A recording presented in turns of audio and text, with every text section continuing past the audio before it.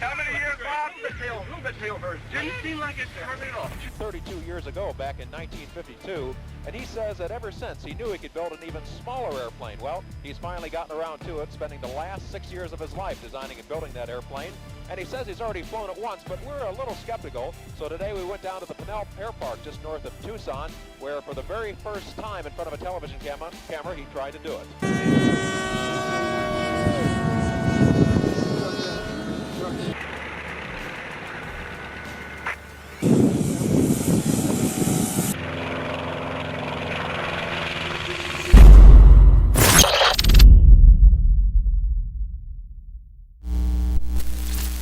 When most people think of airplanes, they imagine jumbo jets, long wingspans, and heavy fuselages.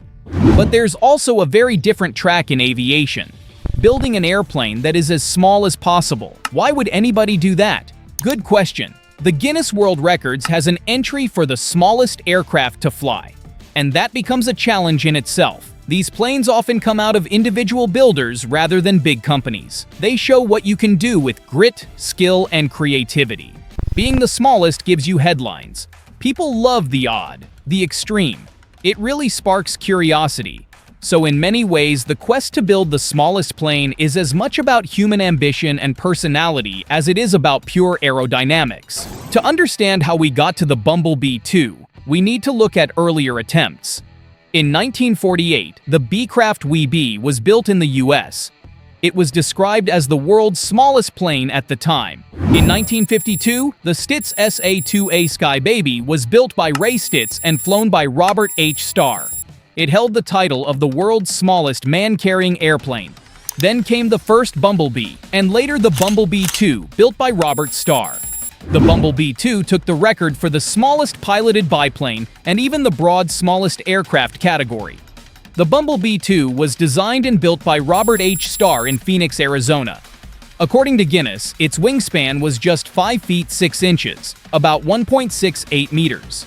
Its length was about 8 feet 10 inches, approximately 2.69 meters, and height about 3 feet 11 inches, approximately 2.69 meters, 1.2 meters. It used a conventional piston engine, a Continental C85 horsepower, despite its extremely small size.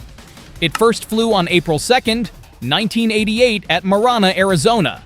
So right away, you can see how tiny this plane is compared to what we normally think of as an airplane.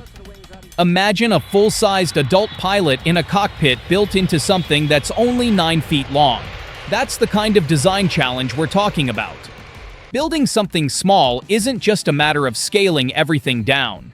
When you shrink aircraft size, you face serious engineering hurdles. Smaller wings mean less lift for a given speed. So to keep the plane flying, you either increase speed, reduce load, or both. The Bumble Bee II had very short wingspan, so its wing loading weight per wing area was high. One article observed, this plane had a wingspan of just 1.9 meters.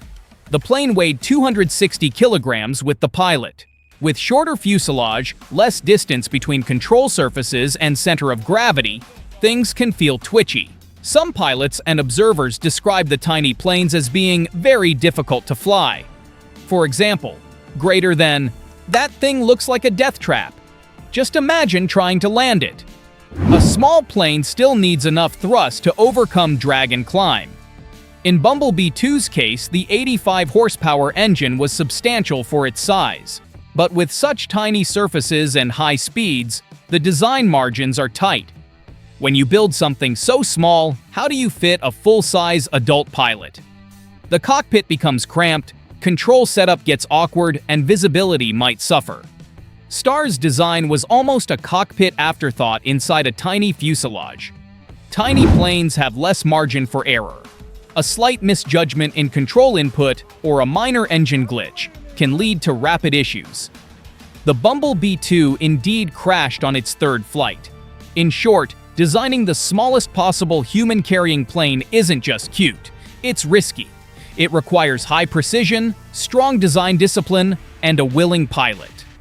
The story of Bumble Bee II is brief but dramatic.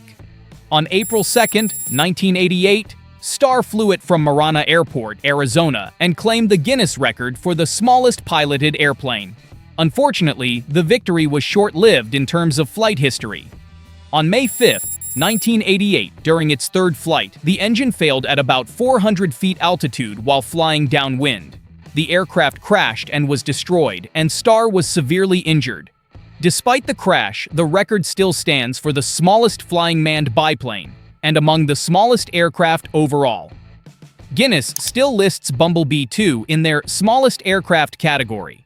The earlier Bumble Bee I, its predecessor, is on display at the Pima Air and Space Museum in Tucson, Arizona. So why should we care about the smallest plane ever built? Well, the Bumble Bee II and its siblings show that sometimes engineers push extremes for the sake of challenge, not just profit. These planes test the limits of what is possible in aircraft design. What happens when you shrink size? You learn more about lift, control, stability, and pilot-aircraft interaction. Many experimental and home-built aircraft designs today owe a debt to the daring efforts of designers like Robert Starr and others in the small plane world. The story is tangible. You can visit the museum, see the tiny cockpit, marvel at how a human squeezed into that space, and appreciate the risk taken. So even though the Bumble Bee II is not a commercial airplane, its importance is cultural, educational, and technical. While the Bumble Bee II is arguably the smallest manned biplane, there are a few other notable contenders worth mentioning. The Stitz SA-2A Skybaby.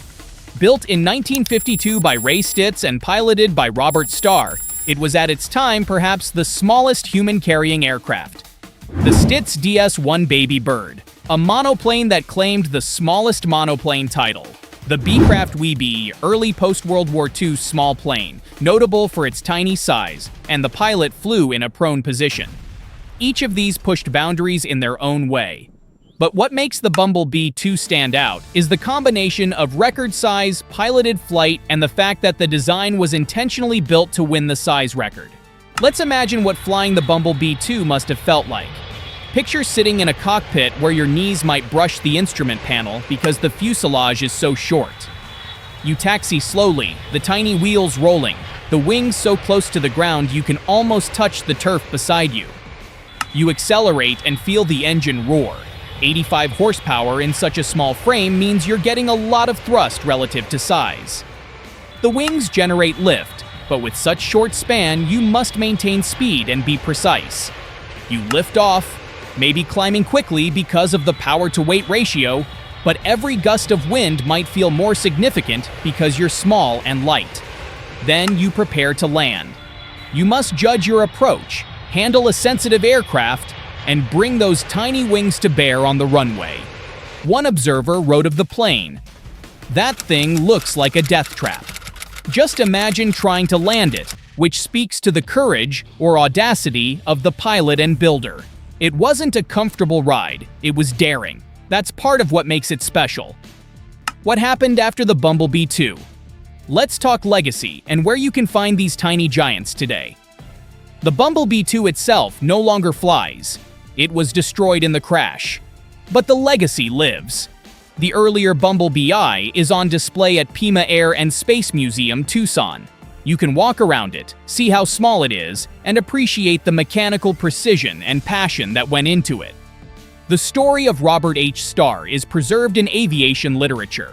From his military service flying P-51s and F-86s to his dedication to small plane design. Media stories like the one in the Supercar Blondie site, noting how the plane weighed only approximately 180 kilograms, show that the story still captures imaginations. If you're ever in Tucson, visiting Pima, seeing the tiny cockpit of a plane that could fit into a garage is a powerful moment. It makes you realize flying isn't always about size. It's about freedom, innovation, and pushing boundaries. So yes, the plane is small, but the implications are not. If you enjoyed this video, make sure to like and subscribe to see more videos like this, and consider checking out some of my other videos as well.